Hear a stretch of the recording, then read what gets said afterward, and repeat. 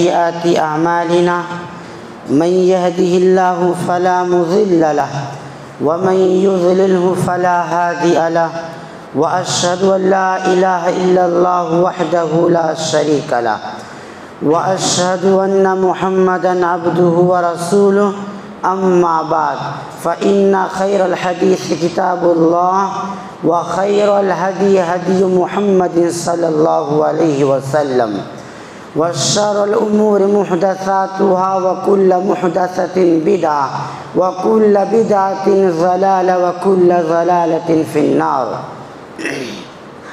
أعوذ بالله من الشيطان الرجيم. بسم الله الرحمن الرحيم.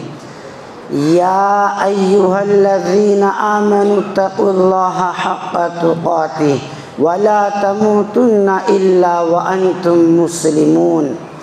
بسم الله الرحمن الرحيم. يا أيها الناس اتقوا ربكم الذي خلقكم من نفس واحدة وخلق منها زوجها وبث منهما رجالا كثيرا ونساء واتقوا الله الذي تساءلون به والأرحام إن الله كان عليكم رقيبا. بسم الله الرحمن الرحيم. يا أيها الذين آمنوا اتقوا الله وقولوا قولا سديدا يصلح لكم أعمالكم ويغفر لكم ذنوبكم ومن يطع الله ورسوله فقد فاز فوزا عظيما. قال الله تبارك وتعالى في القرآن المجيد. بسم الله الرحمن الرحيم. فمن شهد منكم الشهر فليصم ومن كان مريضا أو على سفر فعدة من أيام أخر. وقال النبي صلى الله عليه وسلم طبت وطاب ممشاك وتبوأت من الجنة منزلا. برادران اسلام، حاضرین جمعہ، بزرگان دین، نوجوان ساتھیوں، اسلامی بچوں اور ماؤں اور بہنوں، تمام قسم کی تعریف و توصیف، حمد و ثنا، عظمت و کبریائی اللہ وحدہ لا شریک کے لیے ہے، جس نے ہم سب کو اس کائنات کے اندر پیدا کیا اور اپنی بے شمار نعمتوں کو ہم پر نچھاور فرمایا. بے شمار درود و سلام نازل ہو ہمارے آخری رسول جناب محمد صلی اللہ علیہ وسلم پر. اسلامی بھائیوں اور بہنوں، آج کی اس مبارک خطبہ جمعہ کے اندر میرا موضوع سخن ہے مریض کی عیادت کرنا. خطبہ مسنونہ کے بعد میں نے آپ حضرات کے سامنے سورۃ البقرہ کی ایک آیت کریمہ کا ایک ٹکڑا تلاوت فرمایا ہے. سب سے پہلے میں اسے پیش کرتا ہوں. اللہ تعالیٰ فرماتا ہے فمن شہد منکم الشہر فلیصم. جو شخص تم میں سے اس مہینے یعنی رمضان المبارک کو پالے اسے روزہ رکھنا چاہیے. ومن کان مریضا او علی سفر فعدۃ من ایام اخر.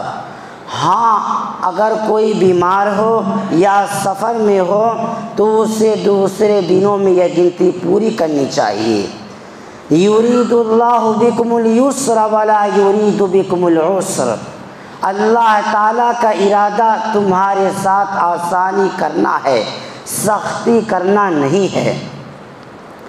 اس آیت کریمہ میں اللہ تعالیٰ نے بیمار اور مسافر کے ساتھ آسانی کرتے ہوئے یہ فرمایا ہے کہ اگر رمضان شریف میں روزہ رکھنے کی ہمت نہ ہو تو دوسرے مہینوں میں یہ گنتی پوری کر لو۔ اللہ تعالیٰ تمہارے ساتھ آسانی کرنا چاہتا ہے، سختی کرنا نہیں چاہتا۔ سورۃ المائدہ کے اندر ارشاد فرماتا ہے وَإِن كُنتُمْ جُنُبًا فَطَهَّرُوا، اور اگر تم حالت جنابت میں ہو تو غسل کر لو۔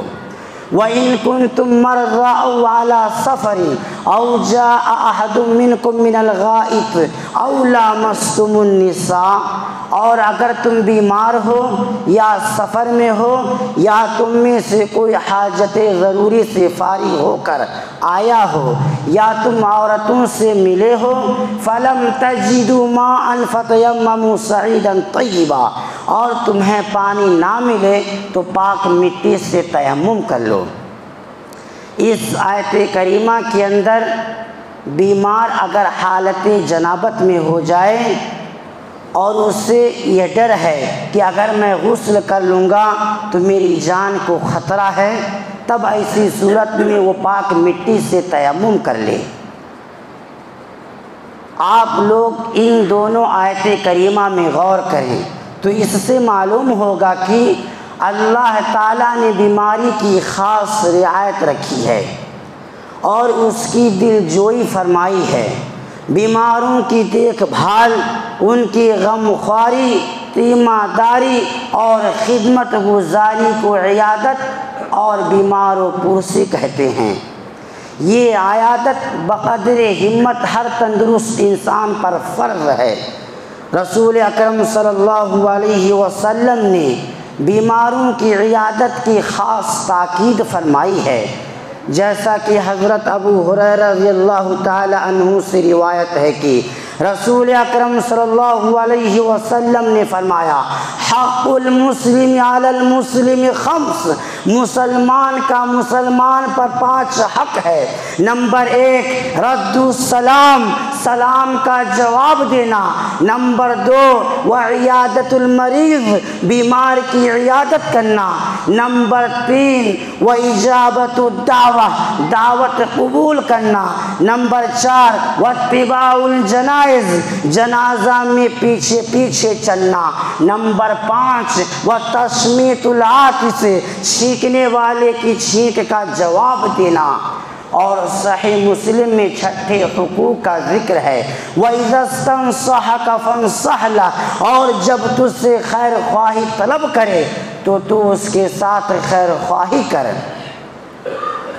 ان حقوق کو مسلمانوں کے باہمی حقوق قرار دے کر مسلمانوں کے درمیان الفت و محبت، پیار اور ہمدردی کے تعلقات کو مضبوط تر کر دیا گیا ہے۔ بظاہر یہ بہت بڑی چیز نہیں ہے، لیکن انجام اور نتیجے کے اعتبار سے بہت بڑی ہے۔ بے شک ان کی ادائیگی سے معاشرہ کے اندر اصلاح پیدا ہو سکتا ہے اور ایک دوسرے کے دلوں سے نفرتیں دور ہو سکتی ہیں۔ حضرت ابو موسیٰ اشعری رضی اللہ تعالی عنہ فرماتے ہیں کہ رسول اکرم صلی اللہ علیہ وسلم نے فرمایا عود المریض، بیمار کی عیادت کرو، واطعم الجائع، بھوکے کو کھانا کھلاؤ، وفک العانی، اور قیدی کو رہا کراؤ۔ حضرت زید بن ارقم رضی اللہ تعالی عنہ فرماتے ہیں کہ میری آنکھ میں شدید درد تھا، میری آنکھ میں تکلیف تھا، تو رسول اکرم صلی اللہ علیہ وسلم نے میری عیادت فرمائی۔ حضرت سعد بن معاذ رضی اللہ تعالی عنہ کو کون نہیں جانتا، غزوہ احزاب یعنی خندق کے روز زخمی ہو گئے۔ رسول اکرم صلی اللہ علیہ وسلم نے ان کا خیمہ مسجد نبوی میں لگوا دیا۔ کیوں؟ لیعودہ من قریب، تاکہ قریب سے ان کی عیادت کر سکیں۔ یہ تمام نصوص اس بات پر دلالت کر رہے ہیں کہ اسلام میں بیماریوں کی عیادت کرنے کی بہت بڑی اہمیت ہے۔ نیز بیماروں کی عیادت کی خاص تاکید کی گئی ہے، لہذا ہر مسلمان کو چاہیے کہ وہ بیماروں کی عیادت کریں اور ان کی خیریت اور طبیعت کے بارے میں پوچھتے رہیں۔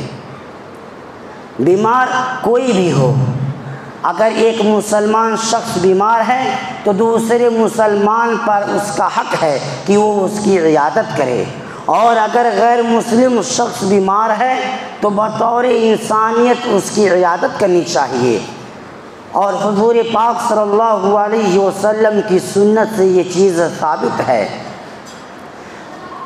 حضرت صلی اللہ علیہ وسلم خود بھی عیادت کے لیے تشریف لے جاتے تھے، بلکہ آپ صلی اللہ علیہ وسلم غیر مسلموں، مشرکوں، یہودیوں اور منافقوں کی بھی عیادت کیا کرتے تھے۔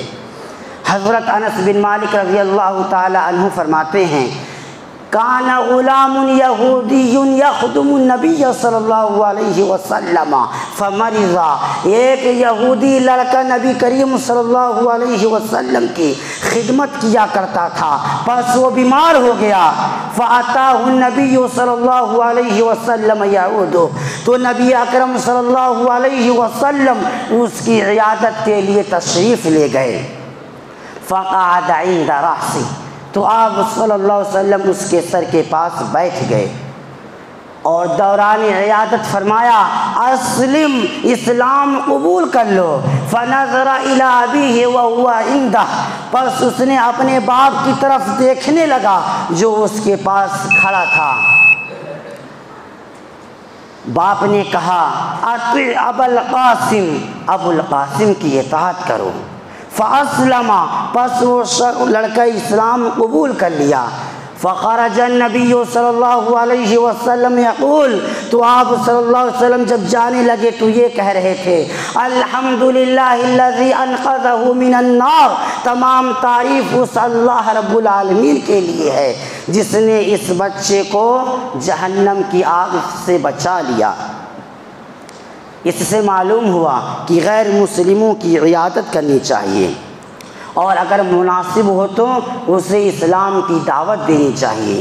اگر وہ آپ کی آنے پر، اگر وہ اپنی بیماری پر، آپ کے آنے پر اور آپ کے اس دعوت کو صحت یابی کے بعد غور و فکر کیا، یا مرض کے حالت میں ہی غور و فکر کیا اور اس کے دل میں یہ بات بیٹھ گئی کہ فلاں مسلمان جب میں بیمار تھا تو وہ میری عیادت کے لیے میرے گھر آیا تھا اور اس نے اپنے دین کے بارے میں اچھی اچھی باتیں بتلائی، نہ تو میرا رشتہ دار تھا اور نہ ہی اس کا تعلق میرے مذہب سے تھا، لیکن انسانیت کی خاطر وہ میری عیادت کے لیے، میری حال پوچھنے کے لیے میرے گھر آیا۔ اگر اس کے دل میں بات بیٹھ گئی اور اس نے اسلام قبول کر لیا تو اللہ رب العزت آپ کے ذریعے ایک شخص کو راہ راست پر لے آیا۔ اور اگر کوئی غیر مسلم ایسی بیماری میں مبتلا ہے جس میں وہ آخری سانس لے رہا ہے، اب اگر وہ اس میں اسلام قبول کرتا ہے تو اس کا اسلام اسے کچھ فائدہ نہیں دے گا۔ اللہ رب العزت فرماتا ہے، وَلَيْسَتِ التَّوْبَةُ لِلَّذِينَ يَعْمَلُونَ السَّيِّئَاتِ حَتَّى إِذَا حَضَرَ أَحَدَهُمُ الْمَوْتُ قَالَ إِنِّي تُبْتُ الْآنَ، ان لوگوں کی توبہ قبول نہیں ہوتی جو برابر برائیاں کرتے رہتے ہیں یہاں تک کہ جب ان کے پاس موت آتا ہے تو وہ کہتے ہیں اب توبہ کرتا ہوں۔ اور نبی اکرم صلی اللہ علیہ وسلم نے فرمایا، ان اللہ یقبل التوبۃ ما لم یغرغر، بے شک اللہ رب العزت بندے کی توبہ اس کی روح حلق میں اٹکنے سے پہلے پہلے قبول فرماتا ہے۔ برادران اسلام، حاضرین جمعہ، آئیے اب مریض کی عیادت، بیمار پرسی کے چند آداب کو جانتے ہیں۔ پہلا ادب، مریض کی عیادت کرنے والے کو بھی اور مریض کو بھی چاہیے کہ وہ بیماری کو برا بھلا نہ کہے، بیماری کو گالی گلوچ نہ دے۔ عیادت کرنے والے شخص کو چاہیے کہ وہ یہ نہ کہے کہ تم بہت خطرناک بیماری میں مبتلا ہو گئے ہو، تمہاری بیماری بہت بری ہے۔ اسی طرح مریض شخص اس طرح کے الفاظ سن کر اس بات کا شکار نہ ہو جائے کہ وہ بھی برائی کو برا بھلا کہنے لگے کہ ہاں میں انتہائی خطرناک بیماری کا شکار ہوں۔ کیونکہ بیماریاں اور تکلیفیں مسلمانوں کے گناہوں کو مٹا دیتی ہیں اور درجات کو بلند کرنے کا باعث بنتی ہیں۔ حضرت عبداللہ بن مسعود رضی اللہ تعالی عنہ فرماتے ہیں کہ اتیت النبی صلی اللہ علیہ وسلم فی مرضہ فمسستہ وہو یعاق وعقا شدیدا، میں نبی اکرم صلی اللہ علیہ وسلم کی خدمت میں حاضر ہوا، اس وقت آپ صلی اللہ علیہ وسلم کو شدید بخار تھا، میں نے اپنا ہاتھ آپ کے جسم پر پھیرا اور فرمایا انک لتوعق وعقا شدیدا وذلک ان لک اجرین، اے اللہ کے رسول آپ کو تو شدید بخار ہے، یہی وجہ ہے کہ آپ کے لیے دوہرا اجر ہے۔ آپ صلی اللہ علیہ وسلم نے فرمایا اجل ہاں، وما من مسلم یصیبہ اذی الا حاطت عنہ خطایاہ کما تحاط ورق الشجر، ہاں جب کوئی مسلمان کسی تکلیف میں مبتلا ہوتا ہے تو اللہ تعالیٰ اس کی وجہ سے اس کے گناہوں کو مٹا دیتا ہے جیسے کہ درخت اپنے پتے کو گرا دیتا ہے۔ حضرت ابو اشعث رضی اللہ تعالی عنہ کہتے ہیں کہ میں پہلے وقت یا دوپہر کے وقت مسجد دمشق کی طرف جا رہا تھا، اس دوران میری ملاقات حضرت شداد بن اوس رضی اللہ تعالی عنہ سے ہوئی، ان کے ساتھ حضرت سنابحی رضی اللہ تعالی عنہ بھی تھے۔ میں نے ان دونوں سے کہا اللہ تعالیٰ آپ دونوں پر رحم فرمائے، آپ لوگ کہاں جا رہے ہیں؟ وہ کہنے لگے کہ میں ایک مسلمان بھائی کی عیادت کرنے جا رہا ہوں۔ میں بھی ان دونوں کے ساتھ چل پڑا یہاں تک کہ اس بھائی کے پاس جا پہنچا۔ انہوں نے کہا آج تم نے کس حالت میں صبح کی ہے؟ اس نے کہا میں نے اللہ تعالیٰ کی نعمتوں کے ساتھ صبح کی ہے۔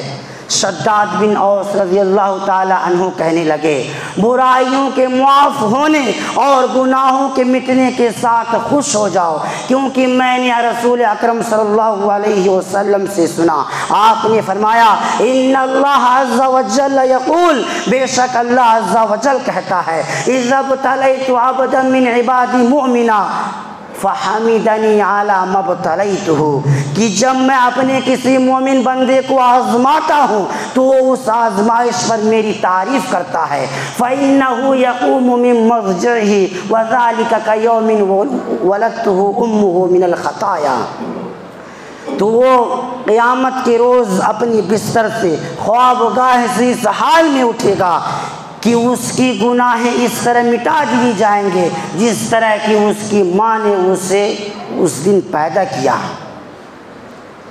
پھر فرماتے ہیں کہ اللہ عز و جل کہتا ہے انا قیدت عبدی وابتلیتہ واجرہ کما کنتم تجرون لہ وہو صحیح، کہ میں نے اپنے بندے کو قید کیا، اس کو آزمائش میں مبتلا کیا، لہذا اے فرشتوں تم اس کے وہ تمام سارے اعمال لکھتے رہو جو تم اس وقت لکھتے تھے جب میرا بندہ صحیح تھا۔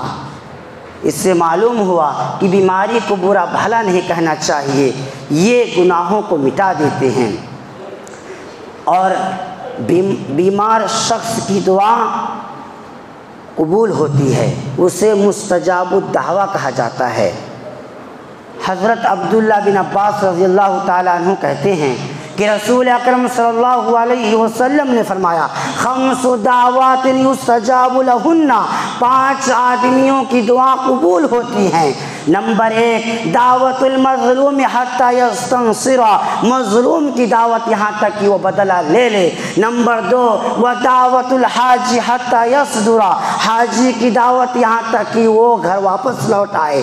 ودعوت المجاہد حتی یقعد، مجاہد کی دعا یہاں تک کہ وہ جہاد سے بیٹھ جائے۔ ودعوت المریض حتی یبرأ، اور بیمار کی دعوت یہاں تک کہ وہ شفا یاب ہو جائے۔ نمبر 5 ودعوت الاخ لاخیہ بظہر الغیب، اور بھائی کی دعوت اپنے پیٹھ پیچھے بھائی کے لیے دعا کرنا۔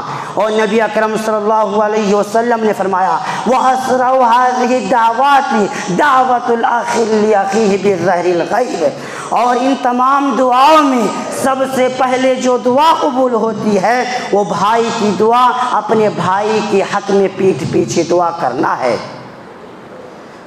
تو جب ہم مریض شخص کی عیادت کرنے جائیں تو اس سے اس بات کا بھی مطالبہ کریں کہ آپ ہمارے حق میں دعا کیجئے، کیونکہ اس وقت اللہ رب العزت اس کی دعا کو قبول فرمائے گا۔ نمبر 2،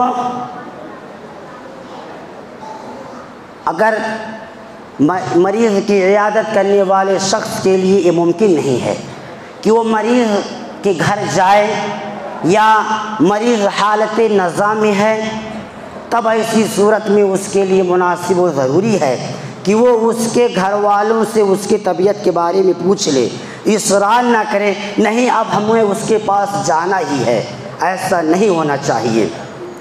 حضرت عبداللہ بن عباس رضی اللہ تعالیٰ عنہ فرماتے ہیں کہ ان علی بن ابی طالب رضی اللہ تعالی عنہ خرج من عند رسول اللہ صلی اللہ علیہ وسلم فی وجعہ الذی توفی فیہ، کہ حضرت علی رضی اللہ تعالی عنہ نبی اکرم صلی اللہ علیہ وسلم کے پاس اس مرض سے واپس لوٹے جس میں آپ کا انتقال ہوا۔ فقال الناس، تو لوگ کہنے لگے یا ابا الحسن کیف اصبح رسول اللہ صلی اللہ علیہ وسلم، اے ابو الحسن رسول اکرم صلی اللہ علیہ وسلم نے کیسے صبح کیا ہے، کس حالت میں صبح کیا ہے؟ حضرت علی رضی اللہ تعالی عنہ نے جواب دیا اصبح بحمد اللہ باریا، الحمدللہ آپ صلی اللہ علیہ وسلم بہتر حالت میں صبح کیے ہیں۔ تو گھر والوں کو بھی جواب دینا چاہیے کہ وہ بہترین الفاظ میں مریض کے بارے میں جواب دیں۔ نمبر 2، مریض کی عیادت کرنے والے شخص کو چاہیے کہ اگر مناسب ہو تو مریض کے گھر والوں اور خدمت گزاروں کو مریض کے ساتھ اچھے برتاؤ اور حسن سلوک کی ہدایت دے، اور مریض کی جانب سے آنے والے مشقتوں، آزمائشوں اور تکلیفوں کو اٹھانے پر بھی انہیں تلقین کرے۔ حضرت عمران بن حسین رضی اللہ تعالی عنہ فرماتے ہیں ان امرأة من جہینة اتت النبی صلی اللہ علیہ وسلم وہی حبلی من الزنا، جہینہ قبیلے کی ایک عورت نبی اکرم صلی اللہ علیہ وسلم کے پاس آئی اور وہ زنا کی وجہ سے حاملہ ہو چکی تھی۔ اس نے عرض کیا یا رسول اللہ اصبت حدا فاقمہ علی، میں جرم کے ارتکاب کی وجہ سے حد کو پہنچ چکی ہوں، لہذا آپ مجھ پر حد نافذ کیجئے۔ فدعا رسول اللہ صلی اللہ علیہ وسلم ولیہا، تو رسول اکرم صلی اللہ علیہ وسلم نے اس کے ولی یعنی سرپرست کو بلایا اور فرمایا احسن الیہا، اس کے ساتھ اچھا سلوک کرو، فَإِذَا وَضَعَتْ فَأْتِنِي بِهِ، اور جب یہ بچے کو جنم دے دے تو اس کو میرے ساتھ لے کر آؤ۔ فَفَعَلَ، تو وہ سرپرستوں نے ایسا ہی کیا۔ نمبر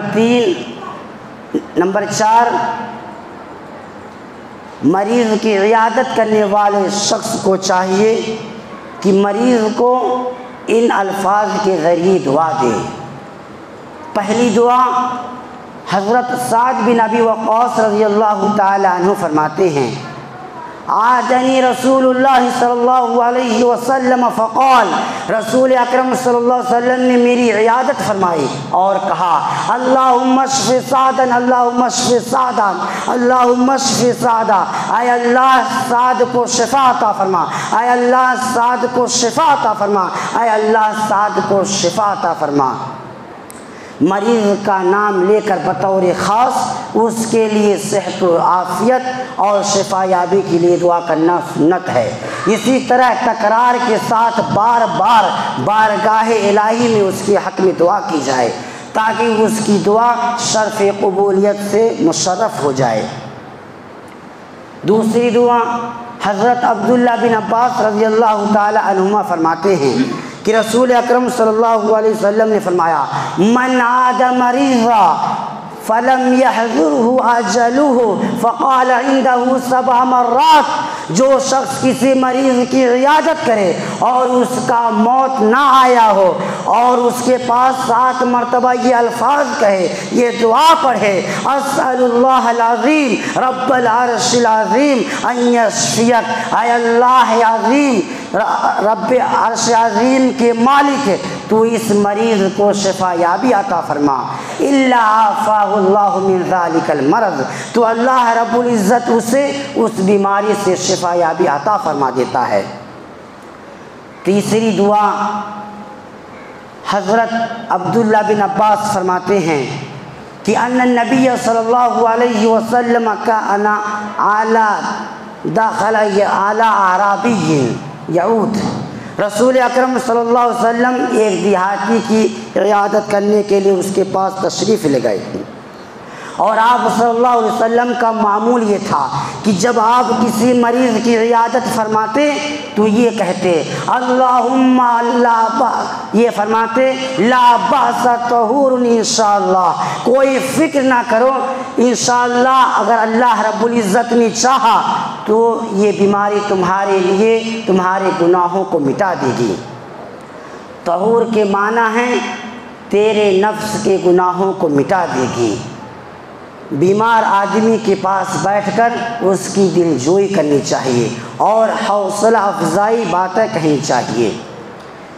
چوتھی دعا حضرت عبداللہ بن عمر رضی اللہ تعالی عنہ سے روایت ہے کہ رسول اکرم صلی اللہ علیہ وسلم نے فرمایا جب تم کسی مریض کی عیادت کے لیے اس کے پاس جاؤ تو یہ کہو اللہم اشف عبدک، اے اللہ تو اپنے بندے کو شفا یابی عطا فرما، ینکأ لک عدوا، تاکہ وہ تیرے رضا کی خاطر دشمن کو قتل کرے، او یمسی لک جنازہ، یا تیری رضا کی خاطر جنازہ میں چلے۔ یہ 4 دعائیں مریض کے پاس بیٹھ کر اس کے حق میں کرنی چاہیے۔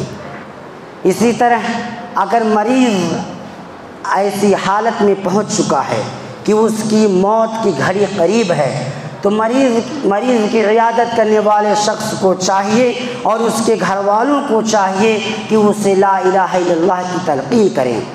رسول اکرم صلی اللہ علیہ وسلم نے فرمایا من کان آخر کلامہ لا الہ الا اللہ دخل الجنہ، جس شخص کی گفتگو آخری گفتگو لا الہ الا اللہ ہوگی وہ جنت میں داخل ہوگا۔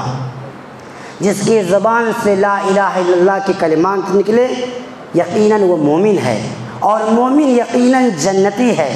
اللہ تعالیٰ کی مشیت پر موقوف ہے کہ وہ پہلے مرحلے میں جنت میں جائے گا یا دوسرے مرحلے میں سزا بھگتنے کے بعد، لیکن اس کا ٹھکانہ جنت ہے۔ اور حضرت معاذ بن جبل رضی اللہ تعالیٰ عنہ فرماتے ہیں کہ رسول اکرم صلی اللہ علیہ وسلم نے فرمایا لقینوا موتاکم لا الہ الا اللہ، تم اپنے مردوں کو لا الہ الا اللہ کی تلقین کرو۔ مردوں سے مراد ایسا بیمار جو موت کے قریب پہنچ چکا ہے، اور تلقین کرنے کا مطلب یہ ہے کہ اس کے پاس بیٹھ کر لا الہ الا اللہ پڑھا جائے تاکہ وہ آپ کی آواز سن کر لا الہ الا اللہ کہے، اسے تلقین نہ کی جائے کہ تم لا الہ الا اللہ پڑھو۔ لیکن ناصر الدین البانی رحمہ اللہ فرماتے ہیں کہ یہ بات درست نہیں ہے، بلکہ اس سے کہا جائے کہ تم لا الہ الا اللہ ہی کہو۔ اور حضرت انس بن مالک رضی اللہ تعالیٰ عنہ فرماتے ہیں کہ رسول اکرم صلی اللہ علیہ وسلم نے ایک انصاری شخص کی عیادت فرمائی اور کہا یا خالو قل لا الہ الا اللہ، اے خالو اے ماموں لا الہ الا اللہ کہو۔ نمبر 5، اگر کوئی شخص کے پاس عیادت کرنے والا کوئی شخص آیا اور وہ اس کے سامنے اپنی تکلیف، بخار یا شدید تکلیف کا اظہار کر رہا ہے بلا کراہت تو یہ جائز ہے، بشرطے کہ اللہ تعالیٰ سے ناراضی اور جزا فضا کا اظہار نہ ہو۔ حضرت عبداللہ بن مسعود کہتے ہیں کہ میں نبی اکرم صلی اللہ علیہ وسلم کی خدمت میں حاضر ہوا میں نے آپ صلی اللہ علیہ وسلم کے جسم پر ہاتھ پھیرا اور کہا اللہ کے رسول آپ کو شدید بخار ہے۔ تو آپ صلی اللہ علیہ وسلم نے فرمایا اجل انی اعاق کما یعاق رجلان منکم، ہاں مجھے اتنا بخار ہوتا ہے جتنا تم میں سے دو آدمیوں کو ہوتا ہے۔ اور حضرت سعد بن ابی وقاص فرماتے ہیں کہ رسول اکرم صلی اللہ علیہ وسلم میری عیادت کے لیے اس بیماری میں میرے پاس آئے جس میں مجھے شدید تکلیف تھی، تو آپ صلی اللہ علیہ وسلم سے میں نے کہا بالغ بی ما ترا، میری حالت جو ہے وہ آپ اس سے دیکھ رہے ہیں، وَأَنَا ذُو مال، اور میں ایک مالدار آدمی ہوں، وَلَا يَرِثُنِي إِلَّا ابْنَتِي، اور میری وارث صرف میری ایک بیٹی ہے۔ اور حضرت عائشہ رضی اللہ تعالی عنہ فرماتی ہیں وَأَرَاسَاهُ، ہائے میرے سر کی تکلیف، تو رسول اکرم صلی اللہ علیہ وسلم نے فرمایا بل انا وَأَرَاسَاهُ، بلکہ ہائے میرے سر کی تکلیف۔ تو اس سے معلوم ہوا کہ مریض آدمی عیادت کرنے والے شخص کے سامنے اپنی تکلیف کا اظہار کر سکتا ہے۔ نمبر 6، مریض آدمی کی عیادت کرنے والے شخص کو چاہیے کہ وہ مریض کے پاس اچھی اچھی باتیں کرے، اپنی زبان سے بیہودگی باتیں نہ نکالے، فضول باتوں سے پرہیز کرے، زبان سے جو بھی بولے اچھی بات بولے، نہ بیمار کے بارے میں کوئی بری باتیں کہے اور نہ ہی اسی طرح مریض کو موت سے ڈرائے، بلکہ اسے تسلی دے کہ اگر اللہ رب العزت نے چاہا تو تم اپنی بیماری سے جلد صحتیاب ہو جاؤ گے، شفا یابی کو پاؤ گے اور تم پہلے کی طرح تندرست اور ہٹے کٹھے ہو جاؤ گے۔ یہ مریض کی عیادت کرنے والے شخص کو چاہیے کہ اس طرح کے باتیں کہے۔ حضرت ام سلمہ رضی اللہ تعالی عنہ فرماتے ہیں کہ رسول اکرم صلی اللہ علیہ وسلم نے فرمایا اذا حضرتم المریض او المیت فقولوا خیرا، کہ جب تم کسی مریض کے پاس جاؤ یا بھی موت کے میت کے پاس جاؤ تو تم اچھی بات کہو، فإن الملائکۃ یؤمنون علی ما تقولون، کیونکہ فرشتے جو کچھ تم کہتے ہو اس پر آمین کہتے ہیں۔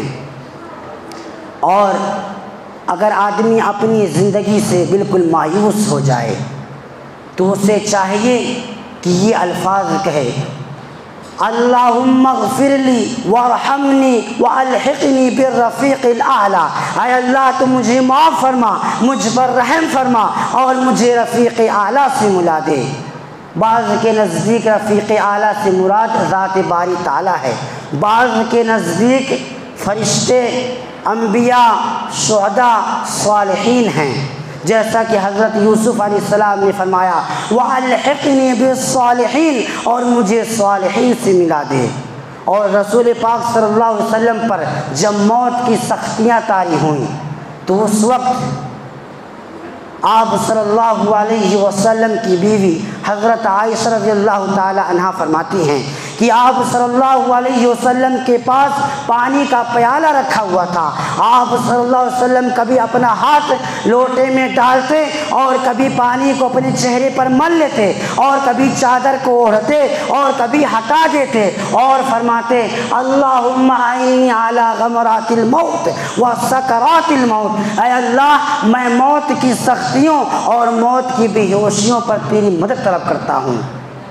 جب موت کی گھڑی واقع ہوتی ہے تو انسان اور اس کے گھر والے بے ہوشی کے عالم میں چلے جاتے ہیں، کچھ سمجھ میں نہیں آتا، گھر والے شرکیے جیسے افعال کو بھی انجام دینے میں پرہیز نہیں کرتے ہیں۔ اس وقت موت کی جب سختیاں شروع ہوتی ہیں تو انسان کی پسلیاں دوسری پسلیوں میں داخل ہو جاتی ہیں۔ اللہ رب العزت فرماتا ہے کلا اذا بلغت التراق وقیل من راق وظن انہ الفراق والتفت الساق بالساق، ہرگز نہیں، جب موت کی سختیاں شروع ہوتی ہیں تو انسان کی پسلیاں دوسری پسلیوں میں داخل ہو جاتی ہیں، انسان یہ سمجھتا ہے اور کہتا ہے کہ کیا کوئی ہے جھاڑ پھونک کرنے والا جو جھاڑ پھونک کرے، لیکن جب اسے یقین ہو جاتا ہے کہ اب یہ اس کا آخری دور شروع ہو چکا ہے تب وہ خاموشی اختیار کرتا ہے۔ تب ایسی صورت میں اگر کسی انسان کو ہوش ہو سکرات الموت کے وقت تو اسے چاہیے کہ یہ دونوں دعائیں پڑھے، اور مریض کی عیادت کرنے والے شخص کے ہاتھوں میں، اس کے گود میں یا اس کے گھر والوں کے سامنے مریض کی موت ہو جائے تو سب سے پہلا کام یہ کرے کہ اس کی آنکھ کو بند کر دے۔ حضرت ام سلمہ فرماتی ہیں کہ رسول اکرم صلی اللہ علیہ وسلم ابو سلمہ کی وفات کے بعد ان کے پاس آئے، وقد شق بصره فاغمضه، تو ان کی آنکھیں کھلی ہوئی تھیں، رسول اکرم صلی اللہ علیہ وسلم نے ان کی آنکھوں کو اپنے ہاتھ سے بند کر دیا اور فرمایا ان روح اذا قبض طبیعہ، جب روح قبض کر لی جاتی ہے تو نگاہیں اس کا پیچھا کرتی ہیں۔ یہ باتیں سن کر رجناس من اہلی، ان کے گھر والوں میں سے کچھ لوگ چیخنے پکارنے لگے۔ یہ ہیں مریض کی عیادت کے چند آداب۔ آئیے اب مریض کی عیادت کرنے والے شخص کی فضیلت میں چند احادیث مبارکہ سنتے ہیں۔ رسول اکرم صلی اللہ علیہ وسلم نے فرمایا طبت وطاب ممشاک تبوات من الجنت منزلا، کہ جو شخص مریض آدمی کی عیادت کرتا ہے تو آسمان سے پکارنے والا پکارتا ہے کہ تمہارے لیے خوشحالی نصیب ہو، تمہارا چلنا مبارک ہو، تم نے جنت میں اپنے لیے گھر بنا لیا ہے۔ دوسری روایت میں ہے کہ جب آدمی اپنے مسلمان بھائی کی عیادت یا زیارت کرتا ہے تو اللہ تعالیٰ خود کہتا ہے طبت وطاب ممشاک وتبوات منزلا فی الجنہ، تمہیں خوشحالی نصیب ہو، تمہارا چلنا مبارک ہو، تم نے جنت میں اپنے لیے گھر بنا لیا۔